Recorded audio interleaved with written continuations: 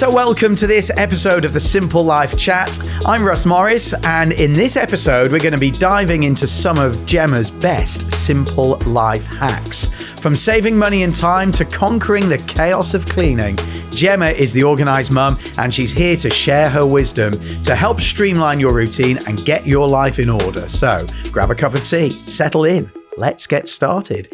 And welcome Gemma, the Organised Mum. Hello. Hi. Thanks for being on this episode. I'm so looking forward to this. I feel my life is going to be changed after this episode. Yeah, essentially. I'm really looking forward to this. I've got 2 kids at home. It's chaos. So looking forward to this. So how did you become the Organised Mum? Where did it start? It was accidental how I fell into it, really. So it began 18 years ago when I first became a mum. And when I was pregnant, I sort of fell into this romantic ideal of what parenthood was like. You know, I thought everything was going to be perfect. Everything was going to be neat and tidy. And, you know, the reality very different. Like you have kids and your whole world potentially gets thrown up in the air. And I struggled with it. And I thought that everyone would think that I was being a bad mum because my home was a mess and I wasn't coping brilliantly like I convinced myself I had to, which, you know, there's no such thing as perfect and everyone has challenges. And it was my health visitor that actually picked me up on it and said, look, you know what, I've noticed you're cleaning loads. Like what are you trying to achieve here? And I'm like, oh, I'm trying to fake it till I make it kind of thing. I'm trying to force a square peg into a round hole and become the perfect mum. And she's like, that doesn't exist. And she gave me permission just to do enough cleaning just on one day, put a full stop on it. And she'd just go and get on with the rest of your life. Enjoy your baby. And I actually went away and I developed a cleaning routine to help me do that and to help me put a full stop on the cleaning. And I followed it privately. I had it on my fridge for years. My friends would always, you know, tease me about it and stuff. I was like, what is it today? Is it Thursday? Oh, it's kitchen day? Like that kind of thing. And then the same baby who's now in his late teens dared me to share it on social media.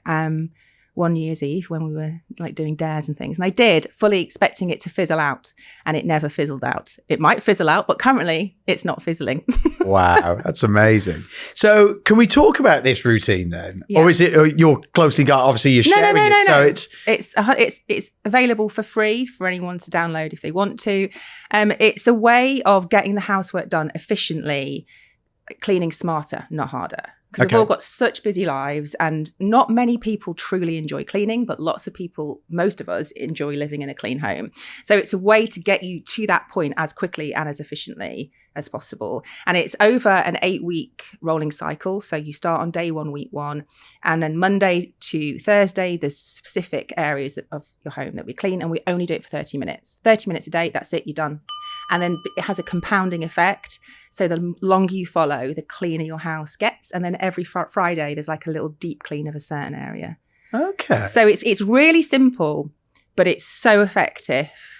But what about, say, the kitchen, which gets used 3 times a day at least, especially if you know, you got an open plan kitchen, you've got the kids running around. So surely you're cleaning the kitchen every day, or do you just leave it for a No. a few weeks? We just let it decline into a state of chaos.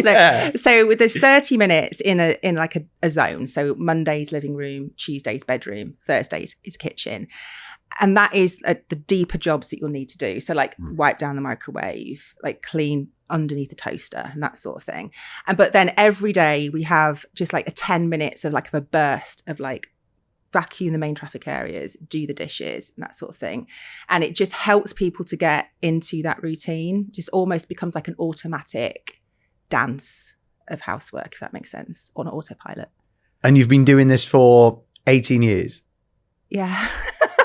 That's amazing. I mean, yeah, I know. Yeah, it's quite cool actually that something so simple like a housekeeping routine can have a knock-on effect into loads of different areas of your life. So if you're feeling like your life is a little bit chaotic or topsy-turvy at the moment, just hooking into one thing as simple as getting a handle on the cleaning can just be that one thing, that push to be like, oh, okay, that bit's sorted now.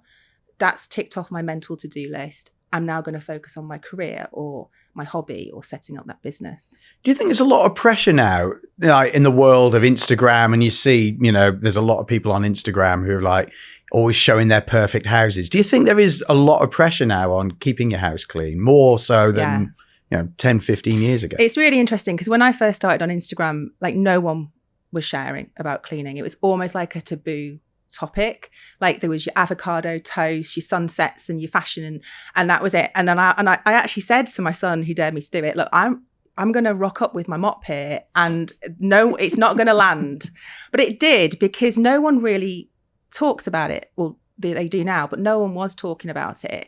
And it feels like there's a potential for it to swing into a almost toxic territory of comparison culture. So there is a lot of pressure, and that's something that I talk about all the time. Like I say to people, look, there's more to life than housework. Even those glossy houses that you see on Instagram, they don't look like that 7 days a week. Like someone might come in and do a shoot and then that's it. It descends into normal family life, Right. and there's mess. Yeah, exactly. So we're going to get into this and stuff. So you've already talked about your cleaning routine.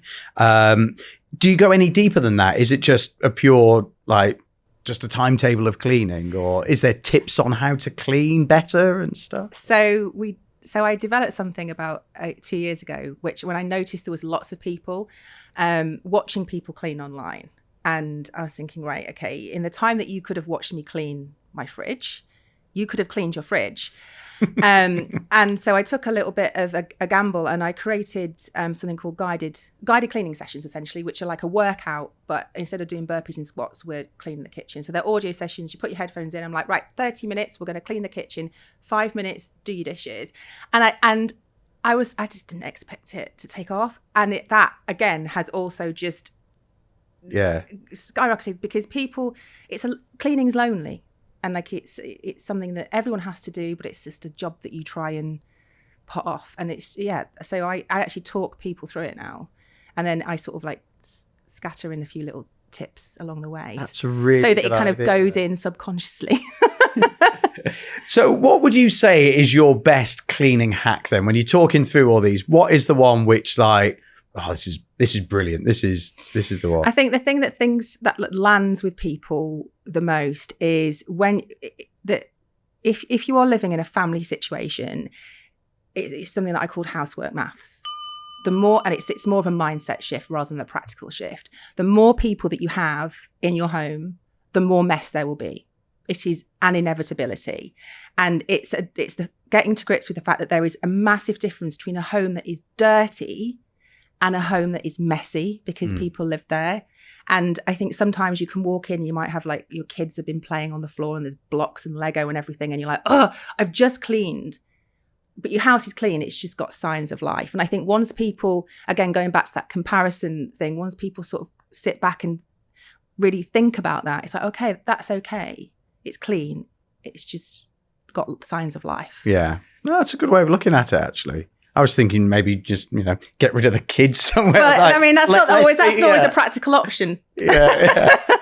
But I suppose these tips are great for people who are renting at the moment by themselves. It can be a bit daunting as well. It's not just family life, is it? Busy job, social life, stuff like that. It's, these are good things to get into for people like that. Yeah, and it's also sometimes, no matter what your living situation is, we're creatures of habit, right? So you can get into a routine of just doing the same cleaning jobs over and over again, and you become almost like blind to cleaning out the microwave or doing the kickboards on your kitchen, and you just doesn't even come across your radar. So you're just doing the same old thing. So when you're following a cleaning routine, like you might develop one on your own, or maybe you're following mine, it makes sure that you're ticking all of those boxes, and it turns you from cleaning reactively, like walking into a dirty kitchen and thinking, oh my gosh, I don't know where to start, into cleaning proactively, where you're always staying one step ahead, and it just makes things so much easier.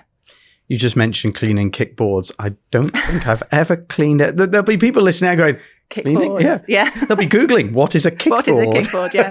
But it's things like that, especially in the kitchen, that they're the details, but they really make a difference into the cleanliness of something. Because I noticed next to the dishwasher, there's a cupboard. Obviously, when you put stuff in the dishwasher, stuff flies out the side. When you put in like a half, the sun hit this cupboard, and there's tea stains dripping down the cupboard. I'm like, this is bad. Yeah, we see if you were following like my method, you'd clean your cupboard fronts down regularly. Really? Yeah.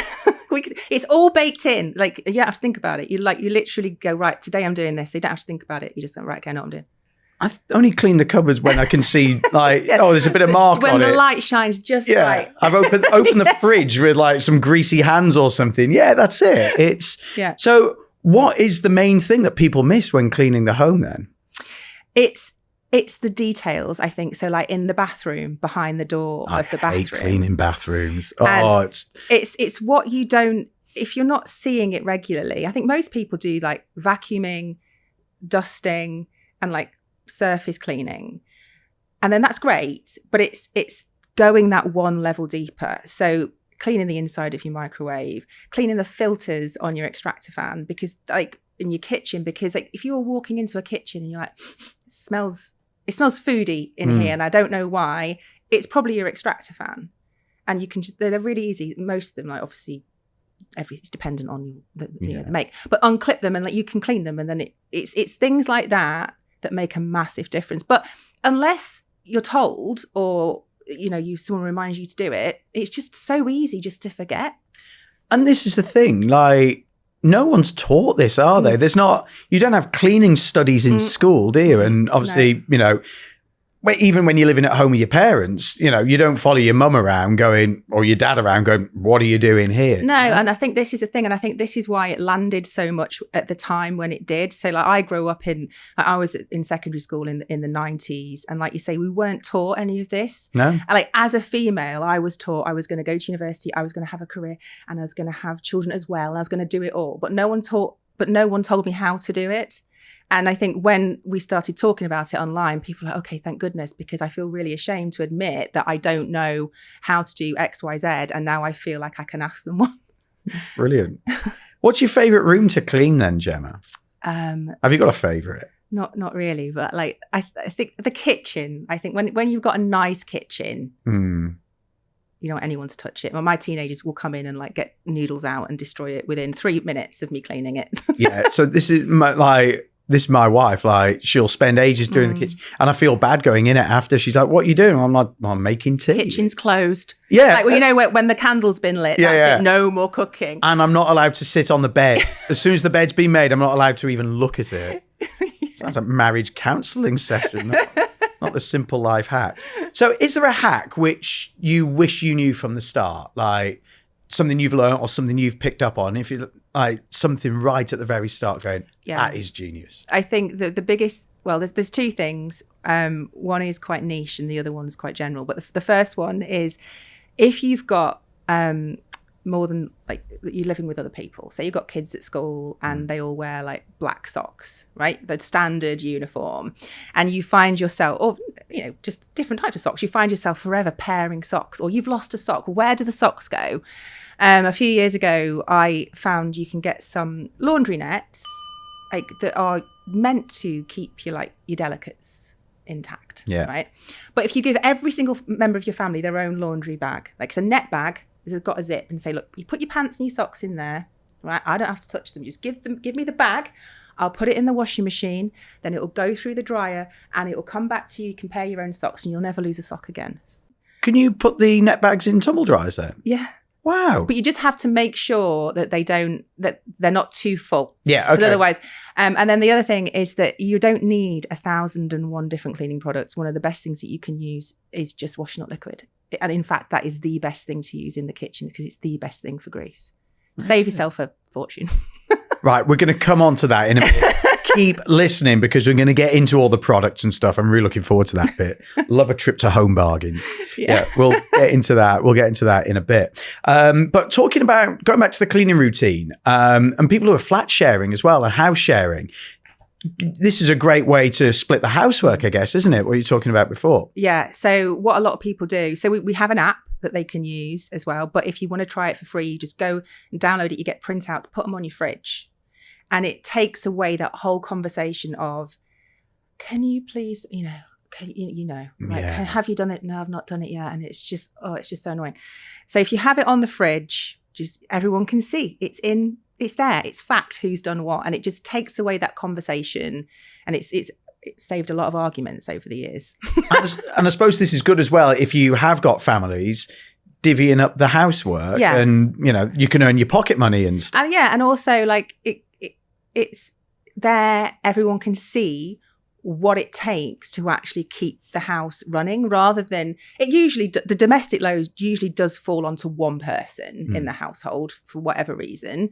But if it's out there, if everybody knows what it is actually, what it takes. Yeah, that's good. So summer holiday season, the house is busier. How do you keep on top of it? Like, you're talking about the cleaning routines. I imagine someone listening to you in an empty house. What about doing it with, a house full of people in the summer holidays? So summer holidays, massively dialing it back, recognizing, going back to that housework maths, more people, more mess. And just for those 6 weeks or however long it is, just sticking to the priority jobs. It's not the time to be doing a massive deep clean of your house or embarking on a massive declutter. This is we're going to keep the cogs turning, because there's more people here, more stuff is happening, and just making sure that you're kind to yourself and not setting yourself up for a massive, tiring summer where you're just shouting at everyone because you're tired. No one wants that. That sounds like summer holiday. Yeah. Are there good cleaning routines for the kids? Like, I've got an 8-year-old and a 5-year-old, and it's like, right, go and tidy your room. They don't do it properly. Is there any other jobs you can get them to do? Or so like mine, it's nice simple things like doing the dishwasher. Although like my kids have actually broken 3 dishwashers, like because they just like clumsy and they'll fall backwards on it or something. Oh, no. But I do the guided cleaning sessions. We have ones for kids and for teenagers, and we have one called a mess monster, which is aimed at like 4 to 8 years old, where it's a 10-minute session, and I will talk them through an efficient way of cleaning their room. And the same with teenagers as well. I will teach them how to do it essentially, and like that means that their parents, their adults, will just go like, here's the phone, just listen to it. And like I'll get like little emails from kids saying that, thank you, I just found my homework that I've been looking for the past 3 weeks, and like they refer to me as the bossy cleaning lady. Like, that's brilliant, because like you say, that is such a good idea, because like it's teaching people how to do it in an efficient way so that they do it as quickly as possible. And obviously you've got quite a few thousand followers, subscribers. Yeah. What's some of the best feedback you've had? I think when it comes to cleaning, it's always like if someone's struggling with the housework, it's always a symptom of something else. Like people come to me and they go, I think I'm just lazy. I can't get it. Like, I don't understand why I'm not doing this.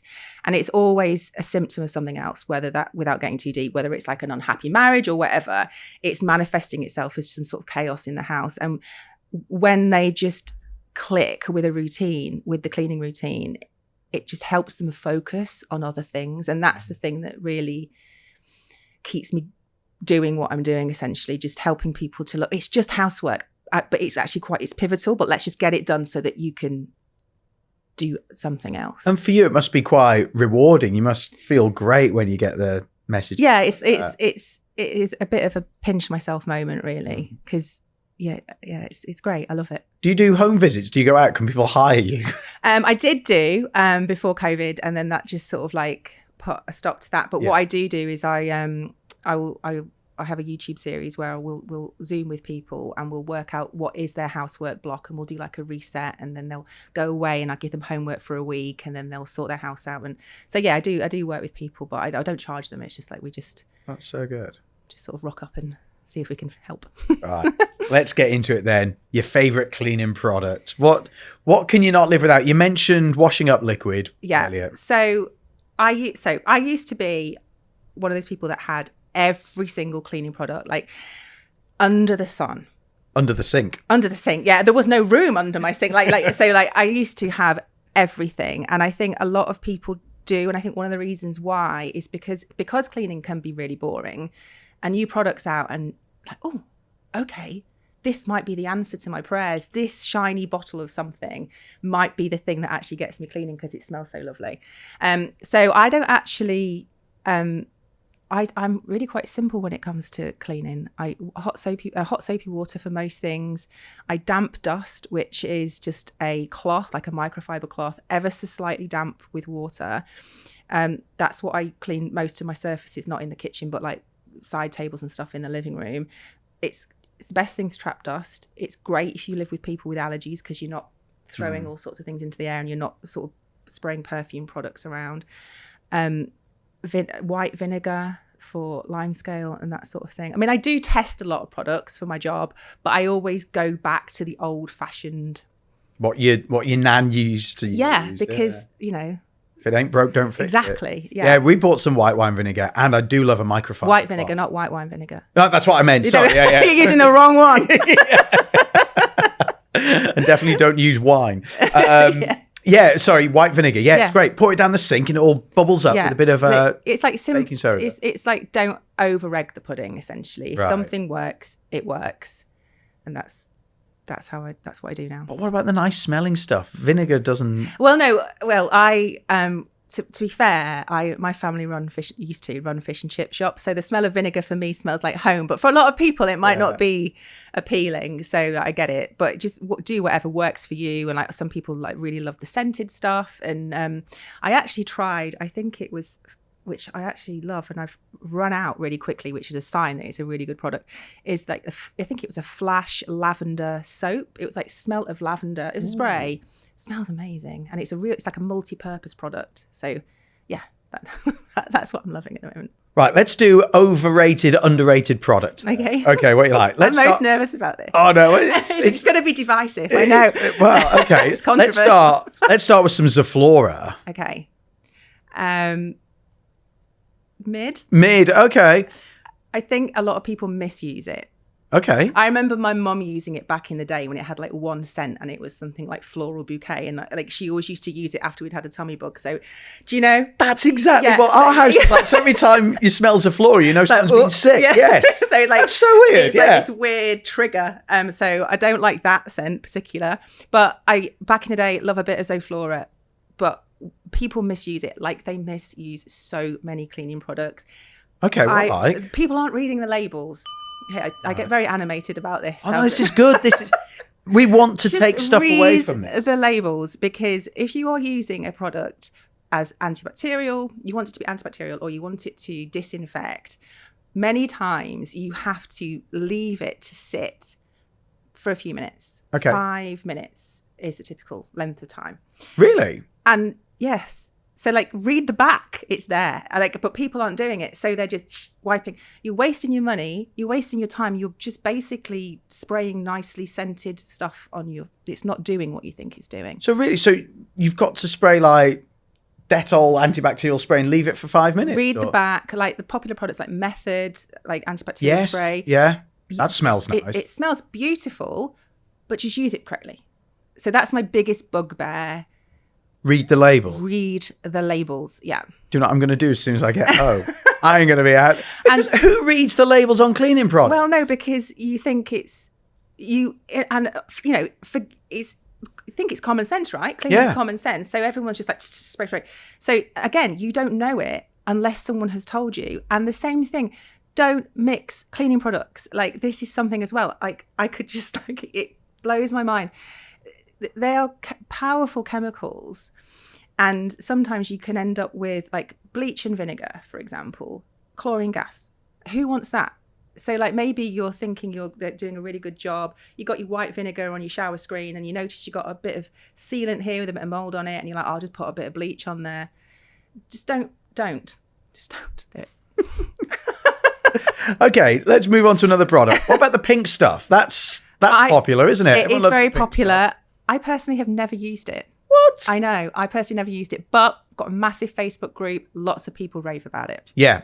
We've got some at home. It's very good. I use it for cleaning the barbecue. So end of the season. So you got a tub? Yeah, got the tub. Yep. Dab it on with a bit of water. It's very good, actually. Yeah, that's good. Me personally, I don't. Who even am I? I've never used it. What about Oven Pride? I like that. Yes. So it gets the thumbs up. Thumbs up. Now that is a messy job doing the oven, and you've got to take everything off. Those bags are brilliant though when you put it in overnight. That is quite good. Yeah, and I think it's quite a scary, daunting job as well because that's powerful. That clean product's powerful, but yeah, rate that one. Okay, let's move into washing liquid. What about the Ecova? Ecova. Yeah, that's the one. That's how I say it. I don't know. Yeah.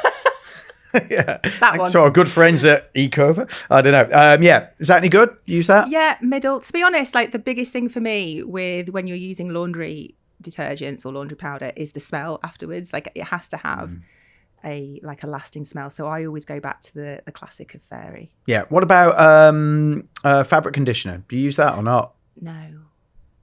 Why? Because I like scratchy towels. Okay.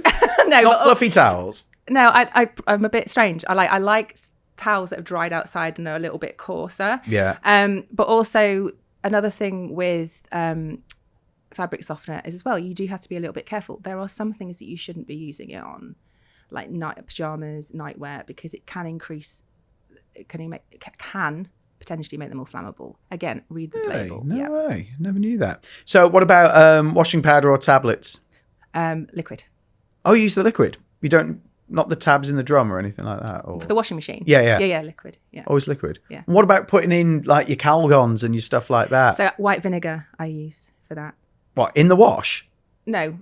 No, I was in an empty you drum. Do like the smell of fish and chips. Yes. So can you not smell it on me today? Yeah. No, on an empty wash, just a cup of white vinegar in like the dispenser drawer, empty drum, hot cycle, cleans your pipes. How often do you do that? Probably once a month or every few weeks. It's not an exact science. Because you can get the washing machine cleaners, can't you? We've got some at home at the moment. Yeah. So it's a very similar concept. Right. Very similar job. But, if people are finding they've got a stinky washing machine, which is usually the thing that is prompting you to do that in the first place, top tips for that would be just to make sure that you are leaving your washing machine door open a little bit in between washes. I mean, it might not look very aesthetic, but it's going to help to dry everything out, helps to get rid of that smell. And wipe around the rims and all that. And the seal. What about cleaning dishwashers as well? Because that's a similar sort of Same thing. White vinegar. A cup of white vinegar in an empty dishwasher on the top, hot cycle.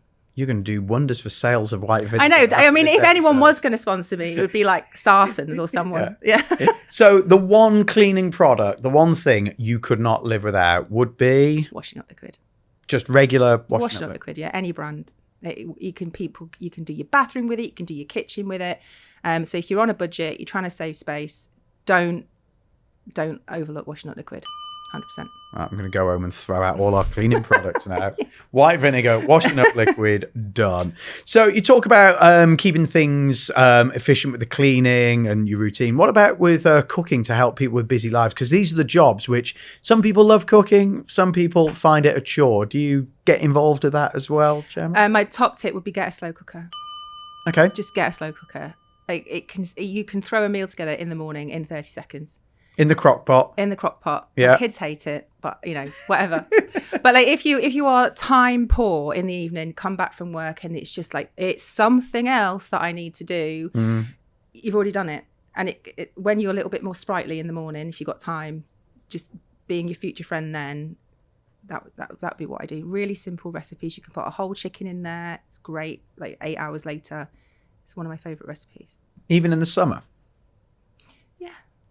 Yeah. I suppose, it could work in the summer, couldn't it? Have it with a salad instead of potatoes. Yeah, that could work. What about air fryers, though? I can't get on with them. Really? I was talking to my mother-in-law about it, actually, at the weekend, because she came over and I had an air fryer recipe book. And we are a large family. So when everyone's together, there's 7 of us. I can't get an air fryer big enough. And I don't know. I just can't. It's not clicked. I really want it to click, but it just hasn't. See, I was like, I'm not one for following trends. I'm like, no, I'm a bit stubborn. I don't need that. What's all this? And our in-laws said, try the air, because they were moving house. They're like, right, have a go on the air fryer. It's just going to sit in the garage for a few months. I was like, yeah, okay. So I got it.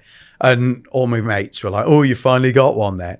And we're a family of 4. So our family's not as big as yours, I don't think, Gemma. So what I'm doing, rather than cooking like whole meals in it, just doing like potato wedges, just doing like sides and stuff, and it cooks things quite hot and quite quick. So can I ask a question though? So if you've got potato wedges, are you like in a basket? Is this a basket situation? Yeah, so it's a basket. Yeah. Are you turning them over? Because I don't know. Give them a shake. Right. Give them a shake. So I think mine might be broken. That's why you've not got on that'll with it. Do it. Yeah. Yeah, that'll be it. I can see like some people are cooking like Sunday dinners in it and everything like that. Yeah. I don't know how that works because the basket isn't big enough. Big enough. And we're only a single basket family. We're a single basket family. But like I suppose it's like, your bit of preparation and stuff, like throw your wedges in, like obviously soak them in a bit of oil like not oil, but dress them up a bit. And yeah, it works. It's a lot easier to clean than an oven. It's a lot easier to clean, and it's very handy. Like, it cooks things quick. So like, kids are home from school or whatever, it's like oven chips, rather than taking 25 minutes, take 8 minutes. Yeah. That sort of stuff. So it does help. So okay. Yeah. Oh, I've got some homework then. Yeah, just persevere. Yeah, get one which works, I think. Get one that works. Yeah. That's good start. That is a really good start. Do you do meal plans and stuff then? Yeah. You do that? Yeah, we have to. So like, when I meal plan, I'll always go and check. I always start with my proteins. What proteins do we have in the freezer, in the fridge? What needs using up? And then that's my base. Check the diary, who's in, who's off, who's going this way, who's got karate after school, and just being realistic about what you're cooking on what night, so that you're not giving yourself a lot of time pressure. Because really, it is a full-time job, isn't it? To do it, do it right. It is a full-time job. But it sounds like with your guides and your help, you're making it. I like to think so, yeah. I do my bit. I think so. And I think no matter who's listening today, I think somebody will definitely take something away. I certainly will. I'm just going to go home and throw out my cleaning products for a start. Use them up first, because otherwise you're going to waste plastic. Exactly. So do you look at saving money with the meal planning as well? Because obviously, food costs and everything. Yeah, absolutely. Crazy at the moment. So if you wanted to do like a thrifty meal plan, we do actually have some meal plans on the organisedmum.com, and we have thrifty ones as well. If you have a slow cooker and some passata, some like tomato passata, you can do so much with that. You can add like a tin of anchovies in there. The kids don't notice it, and it sort of makes it into this really rich sauce. So like, if you can do so much with pasta dishes, you cook the sauces in the slow cooker, that's not going to cost as much as using the slow cooker as maybe if you've got a gas hob or that sort of thing. And they're just slowly bubbling, and then you can batch cook in your slow cooker as well. So I do a lot of the meal plans that I do. If you double up, cook once, eat twice, essentially. So you can make a big batch of tomato sauce or maybe meatballs, and then freeze it, and then you've got like a almost ready meal essentially. But if you are looking into getting thrifty, then one of the things that I really like doing is cooking a whole chicken in the slow cooker, using that for like Sunday lunch, and then you can make enchiladas the next day and that sort of thing. So I'm really into cooking once, eating twice. That's a really good method. That's really good. Yeah. See, my thrifty eating, all I do is just tin of beans. No.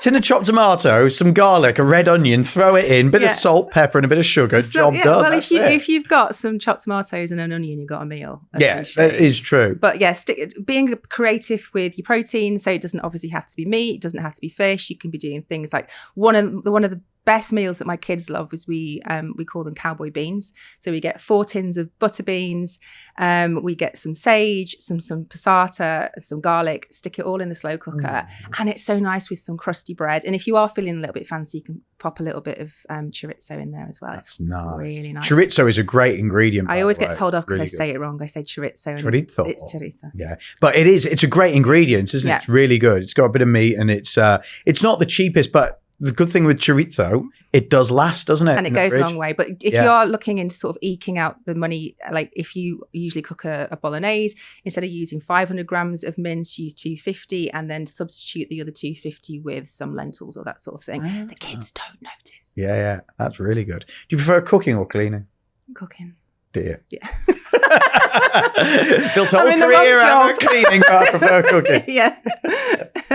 No, Gemma, this has been fantastic. It's been really, really good having a chat with you. So if people want to find out more, where do we go to the Organised Mum? Where are you? Just go to theorganisedmum.com.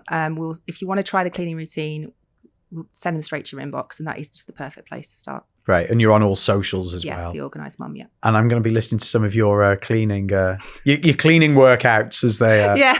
Is that the correct title? What is it? It's guided cleaning. Guided cleaning, yeah. And I'm definitely going to try it with the kids as well. They need it. Apparently, there's a whole thing. I didn't realize it's a whole thing called body doubling. It's a whole concept. It's like people who need a little bit of extra motive. And I didn't even know. It's a whole coincidence that I stumbled across it.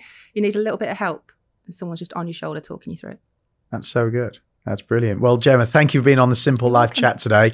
We'll definitely get you back again because it's fascinating. Loved having a chat with you. So, yeah, thank you very much, and keep cleaning. Thank you. Thanks for joining us this time. Be sure to let us know which simple hacks you try and get more inspiration at Simple Life Homes on Instagram and TikTok. Tune in next time, where once again we'll be embracing life's new chapters, this time with a special focus on parenting.